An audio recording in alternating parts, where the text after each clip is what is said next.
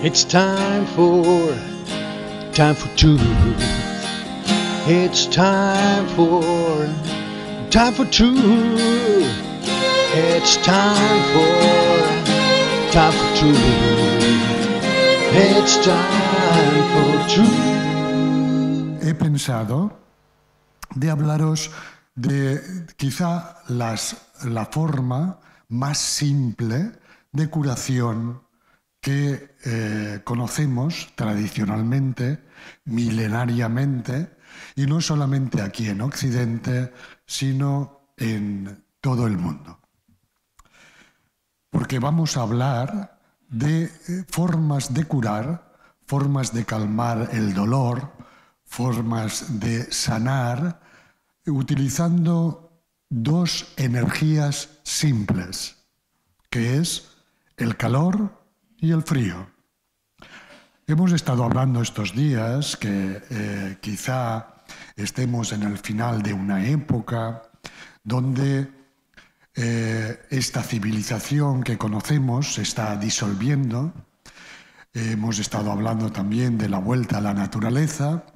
Entonces, digamos, las formas de terapia de las que vamos a hablar, como veréis, son formas de terapia que podemos utilizar pues precisamente si llega el momento en que desaparece esta civilización tan artificial y moderna. Es decir, la podemos utilizar en los pueblos, en la montaña, en el refugio, incluso en la cueva, si llega el momento que nos encontramos en esas circunstancias. Estas dos energías, en realidad es una energía y la falta de ella. Es el calor y el frío.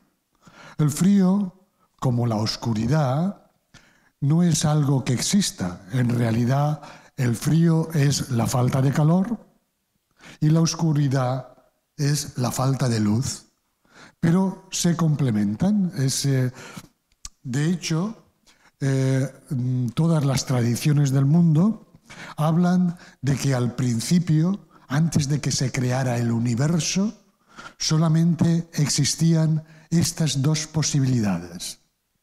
Si recurrimos a las tradiciones occidentales, que todas ellas, como sabéis, se basan en la Biblia, pues se ve como al principio, en la Biblia, en un lenguaje poético, místico y mitológico, pues habla que al principio, cuando todavía no existía nada, Yahvé Dios dijo, hágase la luz, y la luz fue hecha.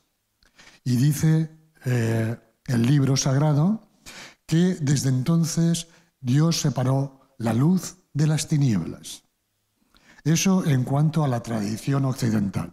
Si vamos, por ejemplo, a las tradiciones orientales, el Tao Te Ching dice que al principio fue el uno y que del uno nació el dos y de la relación de los dos nació el tres y del tres, dice el Tao Te Ching, nacieron los 10.000 seres, que quiere decir que se creó todo. Es decir, que en el principio lo más simple es ese dos, el yin y el yang, la luz y la oscuridad, el frío y el calor, la esencia y la sustancia, que decía Aristóteles. Pues con eso vamos a aprender a curarnos, vamos a aprender a sanarnos, a quitarnos los dolores, etc. Y repito que eso podemos contar con ello incluso en la situación más primitiva, más simple que nos podamos encontrar en un futuro. De hecho, de esas dos fuerzas, vamos ya a remitir no solamente al calor y al frío, dejaremos la esencia y la sustancia, la luz y la oscuridad. Con el calor y el frío estamos formados todos los seres. Todos los seres, desde los humanos, animales, vegetales, incluso todos los fenómenos tienen un equilibrio entre el calor y el frío. Y precisamente, como todos los seres estamos caracterizados por ese equilibrio entre esas dos fuerzas, resulta que se puede decir que todas las enfermedades, todas las situaciones,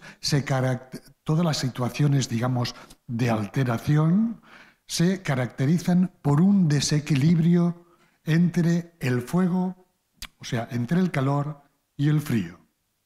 Todas nuestras enfermedades, desde las más pequeñas a las más graves, se pueden catalogar porque o son exceso de calor o falta de frío, o exceso de frío y falta de calor. Todas.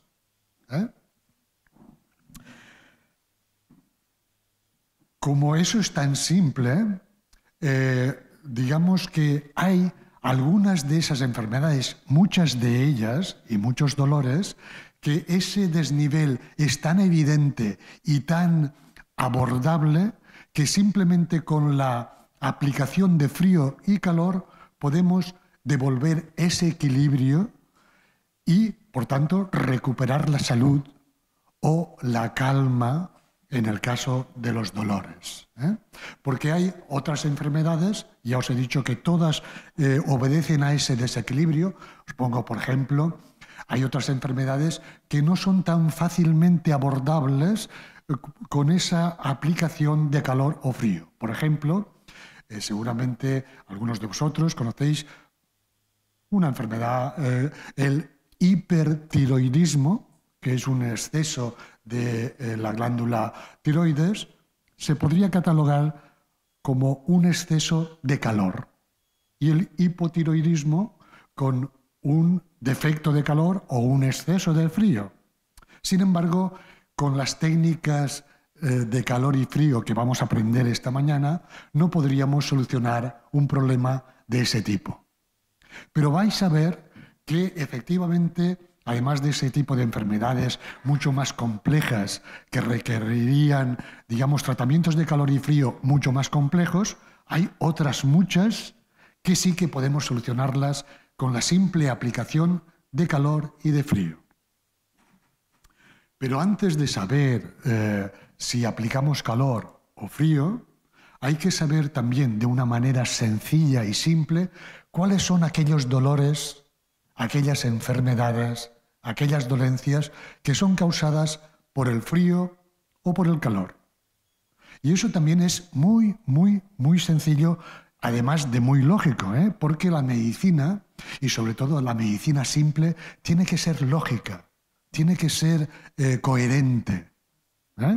Entonces, enfermedades de calor o dolores producidos por el calor son aquellas enfermedades que precisamente, si tú aplicas calor o estás en una situación de exceso de calor, esas enfermedades se agravan o esos dolores se agravan.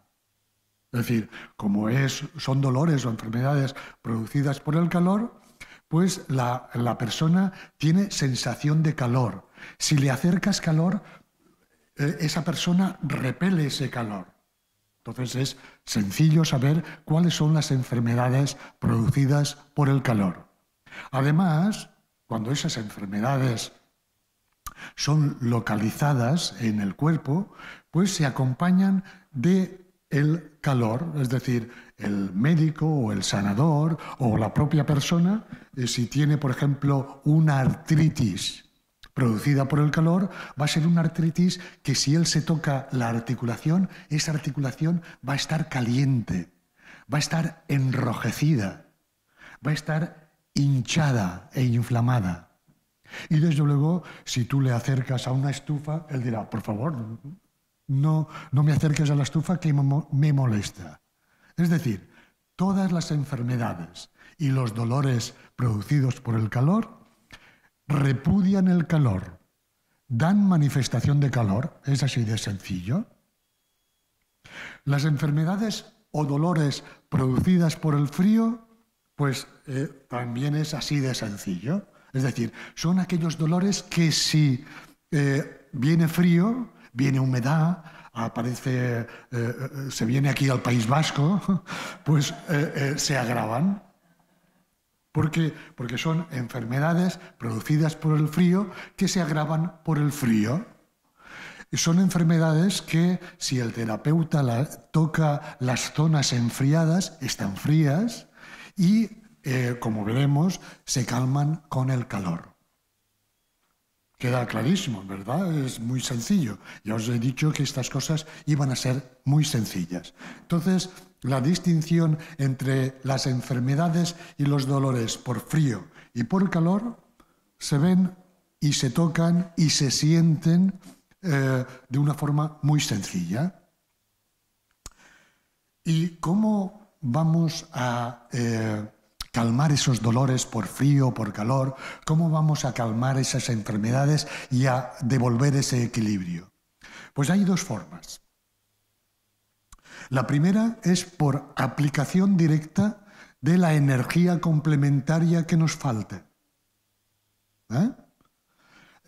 Por ejemplo, si son enfermedades, digamos, donde por frío, pues hay que aplicar calor. ¿Cómo aplicamos calor?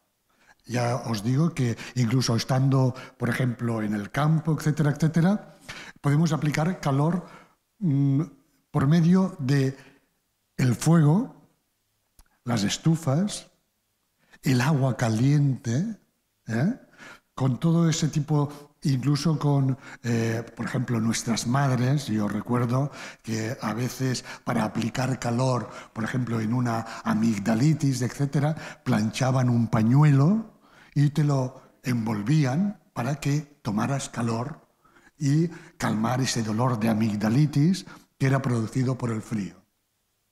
Entonces, formas para hacerlo práctico, para que aprendáis a hacerlo práctico. Están, por ejemplo, las bolsas de agua caliente de toda la vida, que se llenan de agua del grifo o se calienta, etc. Y, por ejemplo, mirad cantidad de enfermedades y de dolores, de molestias, que podemos solucionar con aplicaciones locales de agua caliente. Que se puede tener o la bolsa de goma de toda la vida, o se puede llenar una botella, un recipiente, una bota de vino, es decir, cualquier recipiente que tú puedas llenar de agua caliente y aplicarlo al cuerpo. Por ejemplo, hemos dicho las amigdalitis, las otitis, dolores de oído que producidas por el frío, se pone el calor ahí y calman casi inmediatamente. Hay muchos de vosotros, como yo mismo, a veces habréis tenido dolores de barriga, con flato o sin él, es decir, con hinchazón o sin él. Lo primero que tenéis que hacer, antes de ir a la farmacia, antes de ir al médico, etc., es coger algo que podáis llenar de agua caliente y aplicarlo en la zona del vientre. Si es por frío, esa molestia, notaréis alivio inmediatamente. Y no tenéis más que insistir una media hora, 3/4 de hora, y veréis que muchísimas veces, yo os diría que casi en el 60 o 70% de los casos, mejoraréis, calmaréis ese dolor y no tendréis necesidad de tomar ningún calmante químico o físico de ninguna manera. Pero fijaros si es fácil la cosa. Si resultara que ese dolor de vientre o ese dolor de regla, como veo aquí muchas nenas, que a veces padecéis de los dolores de regla, etc., calor, hay un foco de calor suave. Si esos dolores no estuvieran producidos por el calor, o sea, por el frío, sino que estuvieran producidos por el calor, la solución la tendréis enseguida. Al aplicar calor, en vez de notar alivio, notaréis agobio, incluso que aumenta la molestia. Entonces, retiráis inmediatamente ese foco de calor. Es así de sencillo. Y, por tanto, si habéis aplicado calor y con el calor no ha desaparecido, no ha calmado, es que es frío. O sea, que es así de sencillo. Entonces, por tanto, el calor y el frío es una terapia facilísima, simple, inmediata y totalmente sin ningún problema. Tenéis que estar atentos que al aplicar calor, si es frío lo que combatís, calmará. Si fuera calor y no habéis hecho bien el diagnóstico de lo que tenéis, pues notaréis inmediatamente agobio, incluso que esa molestia empieza a dispararse. Separáis el calor y entonces cambiaríais ese agua caliente en esa botella o en esa por agua fría y entonces aplicaríais el elemento, la energía contraria.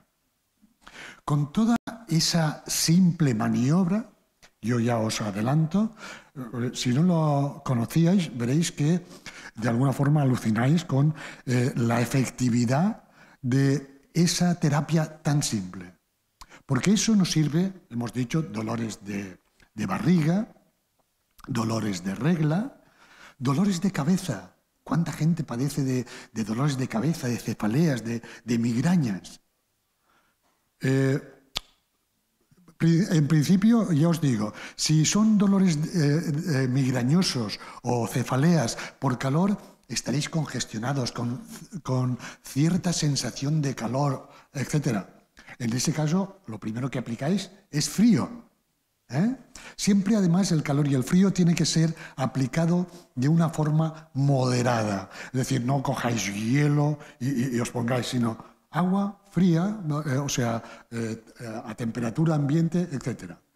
Y lo mismo, en esos tan frecuentes y molestos dolores de cabeza. Aplicáis primero lo que vosotros sospechéis que necesitáis, y si notáis alivio, es que estáis operando bien.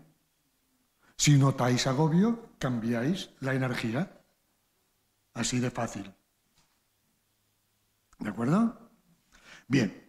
Otra forma de aplicar calor y frío, en este caso sobre todo frío, y además es muy efectivo también, muy inmediato y muy agradecido, es utilizar la arcilla, el barro. También, eso ya sé que ahora tampoco se hace porque cada vez vamos peor, pero cuando yo era pequeño y nos picaba una avispa, ya nos habían enseñado en casa que hiciéramos barro con agua y nos la pusiéramos y calmaba, efectivamente.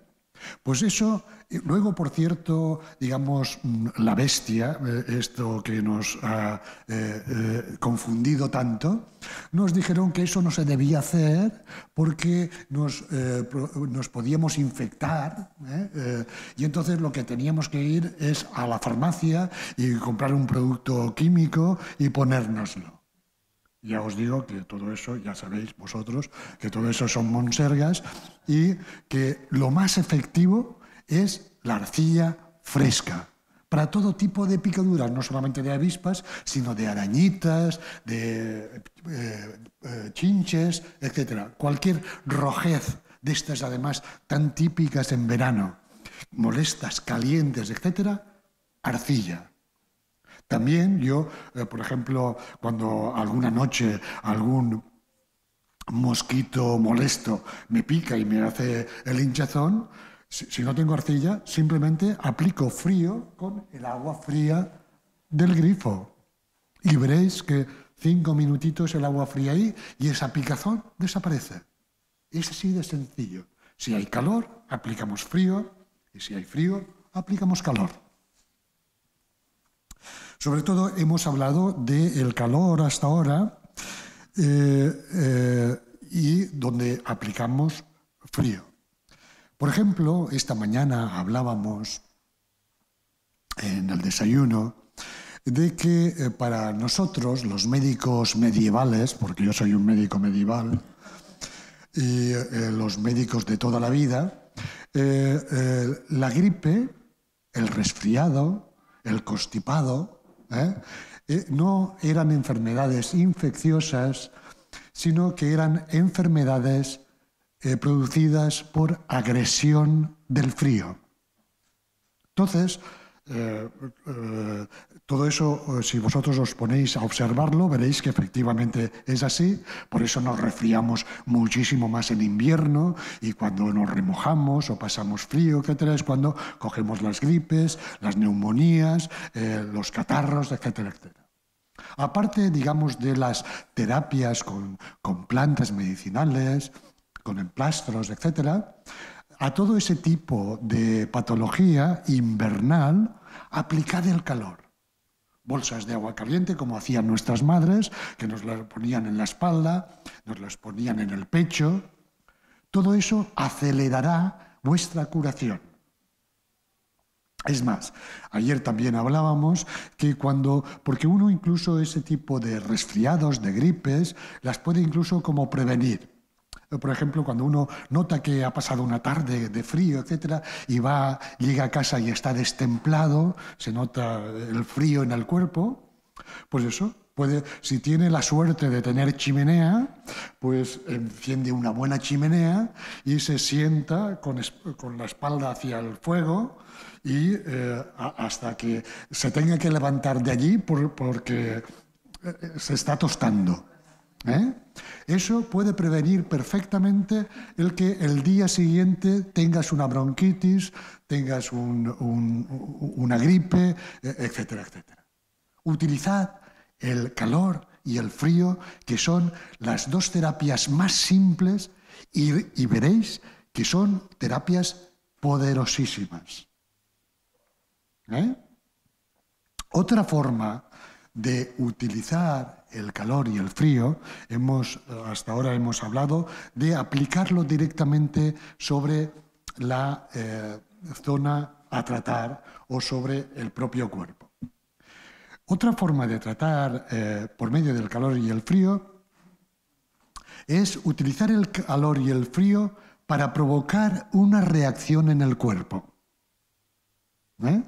Y en ese caso, tanto el calor y el frío se utilizan como, digamos, de una forma homeopática.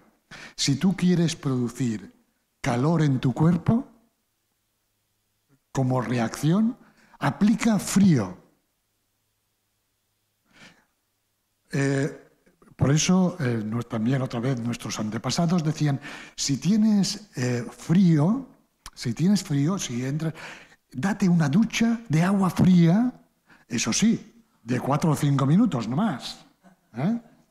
Y luego que te has dado la ducha fría, tápate con un albornoz, etcétera, y verás cómo tu cuerpo ha reaccionado contra esa estimulación fría y al cuarto de hora tienes calor. Mientras que si tienes frío y te duchas con agua caliente, luego no te tienes que separar de la estufa porque has provocado lo contrario. Lo mismo ocurre, yo que soy de ahí de Levante y ahí pues en verano hace calorcilla y esos días de bochorno, os parecerá mentira, pero la forma de refrescarse es darse una ducha caliente durante 2 o 3 minutos. O sea, entras en el baño, hace un calor fuera tremendo, te das una ducha calentita de 2 o 3 minutos, de 2 o 3 minutos cortitos, y sales, y entonces tu cuerpo, que ha recibido ese impacto de calor, reacciona contra ese calor y estás fresco. Mientras que si haces lo contrario, hace calor, te das una ducha fría, sales y al rato tienes más calor. Un amigo mío, médico además, también me contó una anécdota que además todos podéis comprobar, si no es porque habéis viajado allí, a través de los documentales, veréis que curiosamente este amigo mío formó parte de una expedición que fue ahí a Mauritania, a Senegal, no sé cuántos, llevándoles otra vez la civilización europea, ¿no? Allí llevándoles medicación, etcétera, etcétera. Y este tuvo el detalle de, en vez de ir allí a enseñar, fue allí y aprendió, que es bastante más interesante. Porque fueron con unos camiones, con medicación, con alimentos, etcétera, un poco allí como eso, hacer de misioneros y a intentar ayudar a los habitantes de allí que no necesitaban ningún tipo de ayuda, que proviniera de acá, ¿no? Pero además me contó él, dice que llevaban 2 o 3 camiones y uno de los camiones iba lleno de agua. Porque ya sabéis que aquí creemos en esto de beber agua fría y de la deshidratación, etcétera, etcétera, ¿no? Cuando estaban viajando por allí, por la zona desértica y calurosa de África Occidental, empezaron a darse cuenta primero que los blancos que iban allí, los benefactores, ¿no?, sudaban como cerdos, o sea, estaban todos empapados siempre y además encima, como bebían mucha agua y tal, empezaron y comían a lo europeo, etcétera, empezaron a tener diarreas abundantes, todos siempre detrás del matorral, tratando de aliviarse, y hasta que al cabo del tiempo se dieron cuenta de una cosa. Primera, que los habitantes de allí, los mauritanos y los saharauis, etcétera, etcétera, no sudaban como los hombres blancos que habían allí, que no bebían como bebían ellos, que bebían con las garrafas agua fría, sino que, como si habéis visitado el norte de África, y yo he tenido la suerte de visitar el norte de África, pues allí toman tés cortitos y calentitos. Y eso les rehidrata, les hidrata y al mismo tiempo les impide la sudoración. Porque actúan como homeopáticamente, es decir, pequeñas dosis de tés calientes que efectivamente hacen que el cuerpo se adapte a ello y que no suden. Mientras que si bebes, tanto en África como aquí en Europa, en verano, tomas una cerveza fresca y tal, y empiezas a sudar. Es decir, porque el frío y el calor siempre nos hacen reaccionar y tenemos que utilizar esa reacción que nos producen para curar nuestras enfermedades. Entonces, como para resumir un poco, podemos utilizar el frío y el calor directamente para dolores, artrosis, artritis, picaduras, enfriamientos. Por ejemplo, muchas patologías de lumbago, las lumbalgias, son producidas, la mayoría de ellas, por el frío.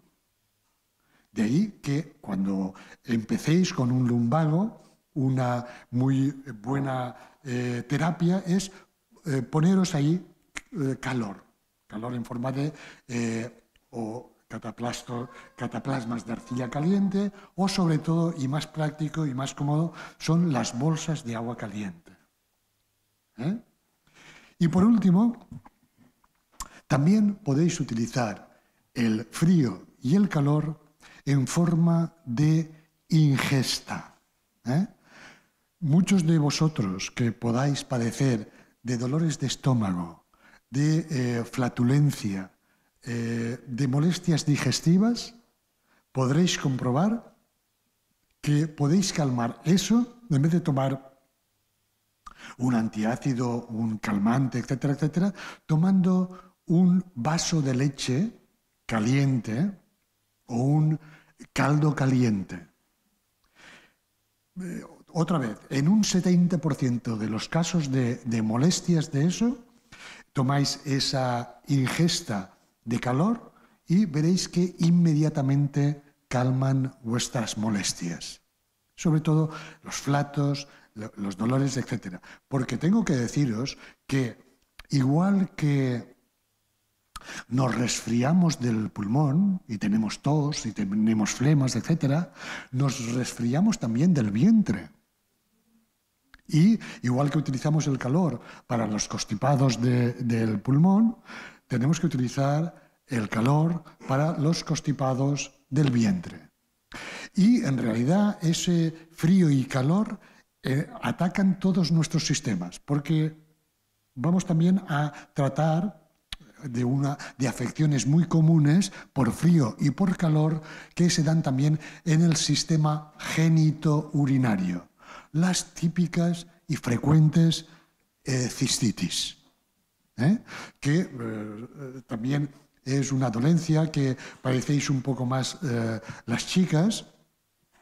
Utilizad siempre, antes, digamos, de ir a la farmacia, etcétera, utilizad el calor local. En la zona del pubis, una bolsa de agua caliente, eso os solucionará muchísimas veces esa cistitis incipiente que, si no lo hacéis, se irá agravando y que luego necesitará de medicación natural o artificial, pero necesitará medicación.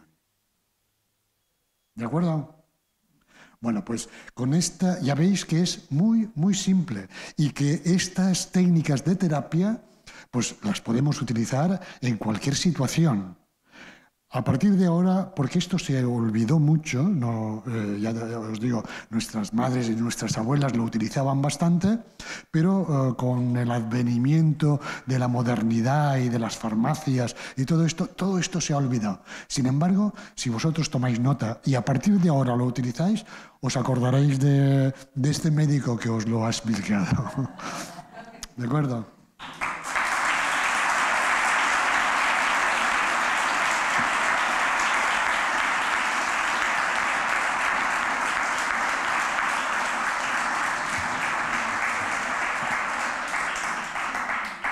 ¿Alguna pregunta?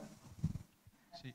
Hola, bueno, muchas gracias y muy agradecida en recordar todo esto que es sentido común, pero que efectivamente se olvida. O sea, a nadie se le ocurre comerse una ensalada si está constipado en vez de un caldito o estas cosas. Y algo que quería que comentara es sobre el tema de qué opina de la fiebre. Yo opino que la fiebre es que el cuerpo detecta que necesita calor y eleva, y por tanto creo que es un error el intentar ir contra de ella. Soy partidaria de vigilar o hidratar, pero no de estas medicaciones que se utilizan en niños o en mayores para bajar la fiebre. Entonces, que si tiene relación con esto que está hablando, y bueno, ¿qué opinas? Claro, que lo tiene. Y es, por supuesto, una muy interesante pregunta que merece ser explicada. Puesto que, efectivamente, a mí como a ti, y en general a los médicos medievales, la fiebre nos asusta poco. En realidad la tenemos como una aliada. De hecho, todas las fiebres, tanto en niños como en mayores, que tengáis ocasión de tratar o a la que asistir, tenéis que respetarlas, puesto que la fiebre es una reacción del sistema defensivo nuestro que trata de, muchas veces, fíjate, la propia fiebre hace aquello que os acabo de explicar que tenemos que hacer nosotros. Es decir, por ejemplo, cuando cogemos un resfrío, hemos sido agredidos por el frío, nuestro metabolismo empieza a producir calor para compensar ese frío. Por eso, cuando identifiquéis que esa fiebre es producida por el frío, normalmente, fijaos, las fiebres producidas por el frío son fiebres de baja intensidad. Son febrículas de 37,5, 38, hasta 38,5 como máximo, 38, 39. Esas son fiebres producidas por el frío. Y se trata de que el cuerpo está reaccionando precisamente para calentar los sistemas. En ese caso hay que respetarlo, pero como si fuese agua de mayo. Es decir, dejarlo. Si son niños, tanto como si son mayores, hay que controlarlo, que esas fiebres no vayan a más, normalmente no van a más, y cuando el cuerpo ya ha equilibrado ese frío agresor que ha penetrado, desaparece la fiebre y desaparece la inflamación que el propio frío haya podido desencadenar, como es una amigdalitis, una faringitis, una otitis, una bronquitis, etc., itis, que son producidas por el frío y que el cuerpo reacciona para calentar los sistemas. Por tanto, es una tontería contraproducente el dar un antipirético, que es además lo que los médicos actuales hacen y recomiendan a las madres que hagan. Porque si se hace eso, entonces lo que ocurre es que, sí, baja la fiebre inmediatamente porque bloquean los sistemas centrales de producción de fiebre. Y la madre se queda ya tranquila porque el niño no tiene 38 o 39 de fiebre, pero lo que hace es que alarga, en vez de que ese proceso dure un día o 2 días, dura una semana en el mejor de los casos.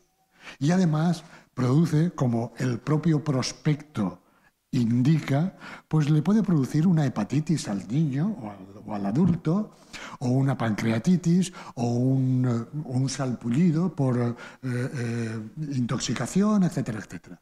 Es decir, en las fiebres de baja intensidad, normalmente son producidas por el frío.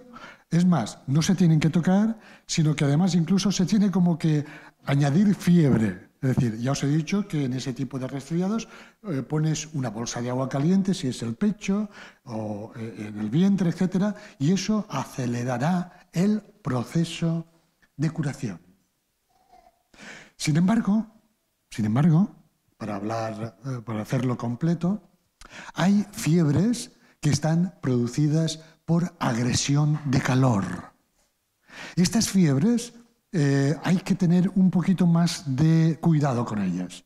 Una fiebre clásica producida por el calor es esa que en la medicina moderna se llama meningitis, que ya sabéis que tiene, porque lo merece, esa afección tiene una mala fama, porque son muchos sobre todo niños, que acaban muriendo por ese tipo de afección, que es una agresión de calor sobre el propio cuerpo.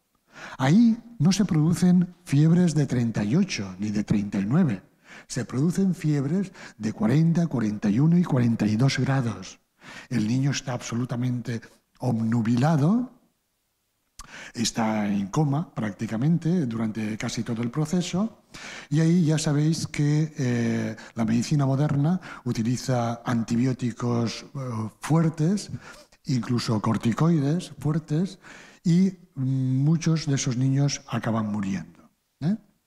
Sin dejar de explicaros de que esa afección por frío o por calor perverso, o sea, por calor climático que ha entrado y ha agredido el organismo, eso es una afección grave, os voy a decir, por si se diera el caso, cómo hay que actuar.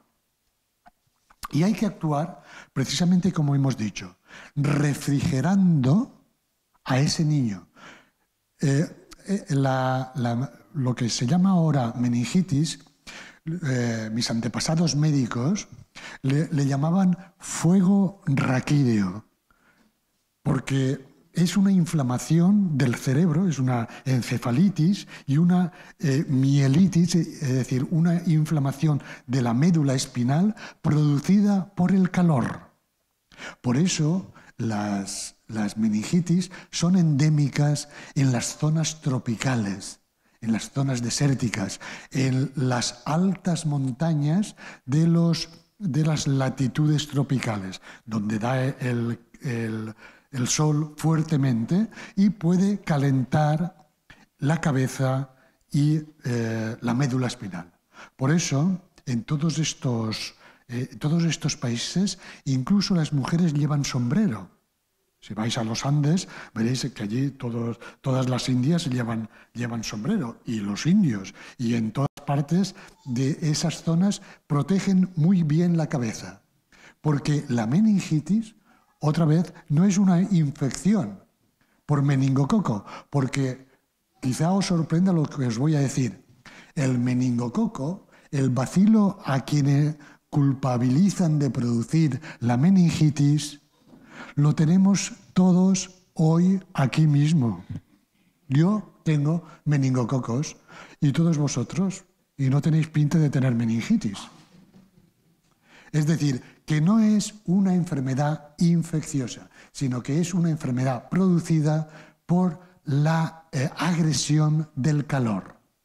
Y bueno, una vez ahí, ya os digo, se producen fiebres altas. Esas fiebres sí que tienen que ser tratadas, porque ese exceso de calor licúa, o sea, deshace, diluye el sistema nervioso y produce la muerte por colapsos. Bueno, pues entonces estamos ahí. ¿Cómo hay que actuar? Hay que actuar refrigerando, es decir, con la misma técnica que estamos diciendo todo este rato aquí. Lo que pasa es que hay que hacerlo no de una forma brusca. Es decir, hay que meter al enfermo, al niño, a la persona mayor, a quien sea, en una bañera. Pero no con agua con hielo, como alguien me contaba hace poco. No, con agua a temperatura ambiente. Porque si esa persona tiene, por ejemplo, 42 de fiebre, basta con que la bañera tenga 36 grados. Y eso, que esté ahí refrigerando. Al mismo tiempo, la persona o las personas que estén a su cuidado tienen que estar poniéndole continuamente cataplasmas, un paño mojado en la frente, en la cabeza, y cambiarlo cada 2 por 3 porque se calienta el paño. Y bueno, los que sean creyentes rezando. Y quiero decir, es una situación grave. No es una tontería tener un calentamiento, una meningitis o una encefalitis. Pero hay que estar así y midiéndole continuamente la temperatura hasta que veas que ese baño, que por cierto también hay que cambiar porque el agua se calienta. Es decir, la pones a 35 grados y a la media hora tiene 38 grados el agua. Se tiene que ir cambiando y a medida que baja la temperatura de la persona, vas bajando también la temperatura del agua. Hasta que la persona tiene 38, 39 grados, tiene que estar dentro de la bañera e ir bajando el agua de la bañera.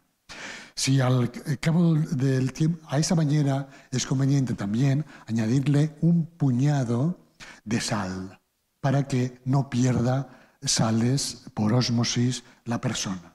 No hay que hacerla hipertónica el agua, sino simplemente añadir un poco de sal para que no haya una grave pérdida de electrolitos por parte de la persona. Y además también de vez en cuando se le puede sacar de la bañera, porque ya está pues arrugado de estar en la bañera, etcétera, etcétera, y en ese caso se coge una sábana, se moja también en agua a 27, 30 grados, un agua moderada, y se pone la sábana sobre la cama y al enfermo se le tiende con la columna vertebral sobre la sábana mojada. Y otra vez hasta que caliente la sábana, que se le vuelve a cambiar. Y todo eso, las personas que le cuiden, que a ser posible tienen que ser 2 o 3, tienen que estar continuamente poniéndole cataplasmas en la cabeza y midiéndole la temperatura.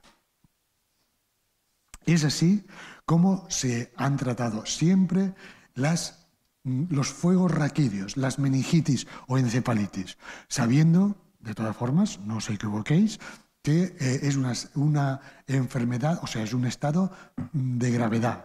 Las personas que se turnen se tienen que turnar día y noche hasta que esa persona recupere la temperatura normal. Pero si no son esas fiebres altas, la fiebre hay que dejarla. Hay que estar atento a ella, pero la fiebre es beneficiosa siempre que no se trate de fiebres por agresión grave de calor. Ni qué decir tiene, como hemos estado hablando de aplicaciones físicas, en los casos de las meningitis también se tienen que utilizar, se pueden y se tienen que utilizar las tisanas, tisanas sobre todo de cola de caballo, que son diuréticas, dar agua no helada, temperatura ambiente. Es decir, hay que refrigerar de todas las maneras para que esa persona recupere la temperatura normal. Y es así como, espero que no os encontréis nunca con un caso de esos, pero si os encontráis, ya sabéis cómo actuar, eso, además, lejos de un hospital, en un pueblo en las montañas o donde sea. ¿De acuerdo? ¿Tenemos otra por aquí? Y luego... Gracias, Enric. Yo iba a preguntar exactamente lo mismo de la fiebre, pero ahora me ha surgido otra duda, y es que has dicho, bueno, me ha parecido entender y quiero que lo matices, que lo que acabe en itis, todo va con frío o con calor. No es así, ¿no? Unas itis son tratadas con frío y otras con calor, ¿no? Claro, sí, sí. No podemos generalizar, quiero decir. No, es más, os he dicho, os repito, porque es importante, ya que lo preguntas, que primero, digamos, las sensaciones que tiene el enfermo le pueden indicar si son por calor o por frío. Es decir, si tú tienes una itis, la que sea, y te acercas a la estufa y notas que estás a gustito, es una itis por frío. Si tienes una itis, por hacerlo así genérico, y estás en el supermercado y te acercas al congelador y notas repelús, es que es una itis por frío. Pero es que además de, digamos, esas indicaciones por tu propia sensación y por tu propio instinto, que ya te dirán si es por frío o por calor, si además no lo hubieras diagnosticado con exactitud, si tú te pones calor a una itis por calor, te molestará, vamos, te agobiará enseguida. Y entonces tienes que cambiar la energía de aplicación. Y lo mismo, si tú te pones, pues no sé, una bolsa de agua fría o te das arcilla fría, por ejemplo, en una artritis por frío, no te das molestia. Te la quitas enseguida y aplicas una arcilla caliente. Es decir, en eso ahí no hay dificultad.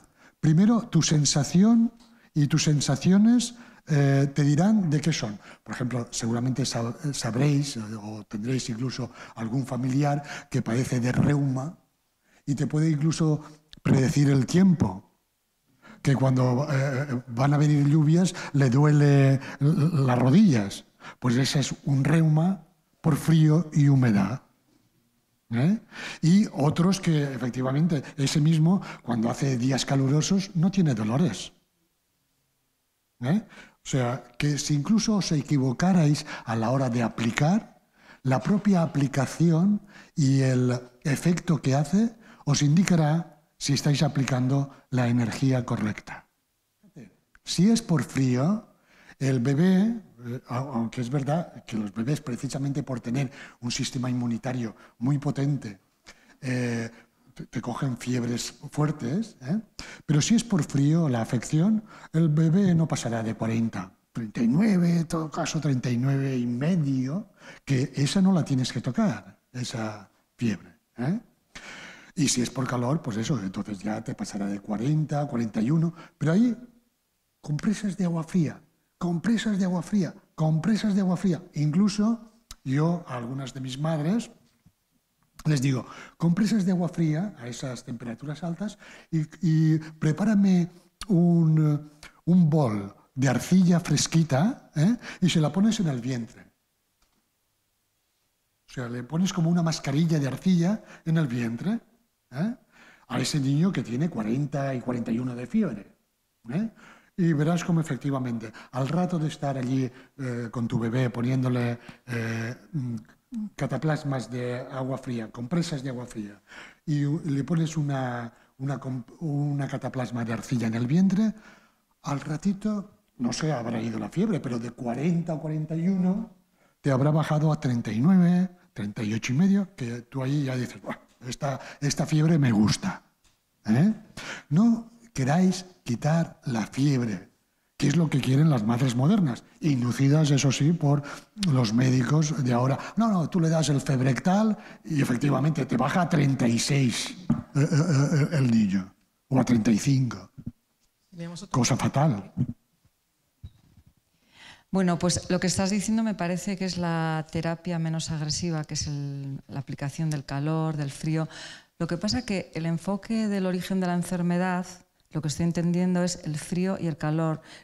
No lo enfocas desde el punto de vista de la toxicidad que metemos en el cuerpo y luego el cuerpo reacciona, porque la fiebre es una caldera donde, ¿no?, el cuerpo elimina los tóxicos, sino que, bueno, que he hecho en falta eso, la parte del origen de la enfermedad, pero no por enfriamiento o calentamiento. Claro, es que, mira, incluso, fíjate, porque al principio os he dicho que todas las enfermedades se pueden clasificar por frío y por calor, incluso las intoxicaciones.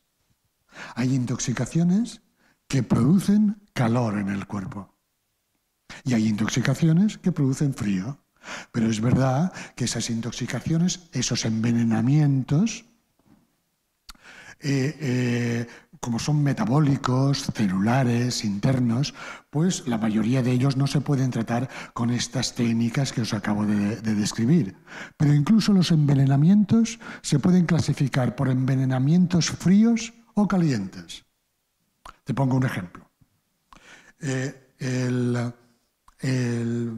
El arsénico produce un efecto de calor en el cuerpo. La estricnina es un exceso de calor, incluso te puede producir una meningitis. Una estricnina, la toma de estricnina, se produce un engarrotamiento y una inflamación de toda la médula espinal. Sin embargo, por ejemplo, el alcohol te produce, en principio, una reacción por calor. Y luego, si te emborrachas a la intemperie, te puedes morir de frío. Es decir, incluso, fíjate, hay emociones frías y calientes. Hay pensamientos fríos y calientes. Hay actividad caliente y actividad, en este caso, pasividad fría. Es decir, todo, fíjate que esas dos energías, el frío y el calor, lo positivo y lo negativo, están en el principio de la creación del universo. Y entonces, como ves, tú lo entiendes perfectamente que hay emociones frías y calientes. El propio miedo produce frío. Sin embargo, la ira te enciende. ¿Me entiendes? Todo se puede clasificar por frío y calor. Vamos con la última intervención. Era por aquí. La sanidad pública o la medicina alopática, que sigue reivindicando la esperanza de vida actual tan alta gracias a ese sistema. Yo quiero saber cuál es tu opinión al respecto, si la esperanza de vida antes podía ser igual, más o menos, no sé. Esto creo que es un debate que hegemónicamente de momento estamos perdiendo, ¿no? Entonces no sé. Pues mira, en el último libro de Iatrogenia, La medicina de la bestia, hablo un poco de eso. Y para ser así como muy escueto. Primero, es una falsedad totalmente y que tiene, por supuesto, un carácter publicitario. Es una falsedad, digo, el que ahora vivamos más, que hayamos alargado la vida media. Pero falsedad de las falsas. Y es más, la verdad, de verdad, es que se vivía más longevamente, por ejemplo, en la Edad Media que en la actualidad. Y lo que pasa es que al ser un eslogan, una frase publicitaria, que la medicina moderna se ha encargado de que nos la creyéramos, pues efectivamente se la cree todo el mundo. Y yo veo continuamente a médicos, a políticos, incluso a religiosos que dicen y creen y afirman con toda satisfacción que, por ejemplo, en el siglo XVIII se vivía máximo 50 años.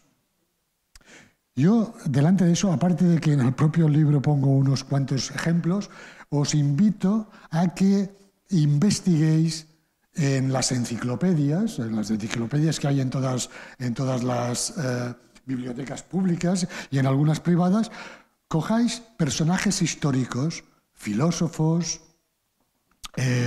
historiadores, pintores, artistas, etcétera, etcétera, de la Edad Media, de la época clásica, de la época helenística, etcétera, y veréis que efectivamente en aquel tiempo la gente, por ejemplo, esta mañana has nombrado a Platón. Platón, 300 años antes de Jesucristo, casi 400, vivió 91 años. 91 años, no 50. Sócrates, mi querido Sócrates, le ordenaron suicidarse, como sabéis, a los 72 años y gozaba de una salud perfecta.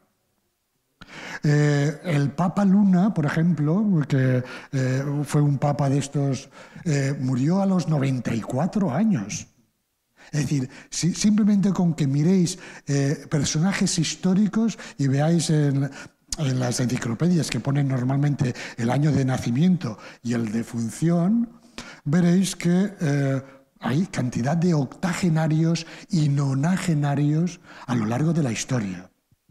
Es más, ayer, que precisamente lo hablábamos Félix y yo, el tema si os dais cuenta y investigáis en vuestras propias familias, en las vuestras propias, veréis que los que habéis tenido abuelos y bisabuelos, etcétera, pues está lleno de octogenarios y de nonagenarios.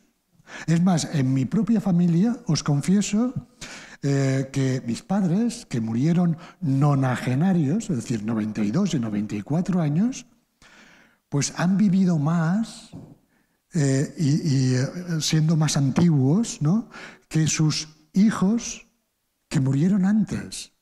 Que, por ejemplo, 2 hermanos mayores míos que murieron 20 años antes que sus padres. Y yo, que empiezo a ser mayorcete, tengo cantidad de amigos ya, pues esto, que han muerto de cáncer, de infarto de miocardio, de ictus, etcétera, y son de estos que teóricamente tendrían que vivir 150 años, si fuera verdad eso que se afirma en la actualidad. Total, si investigáis el tema, que se puede investigar sin necesidad de ser médico, simplemente acudiendo a la historia y a las enciclopedias, veréis que esa afirmación de que ahora se vive más que, por ejemplo, en el siglo XIX, es una falsedad tremenda.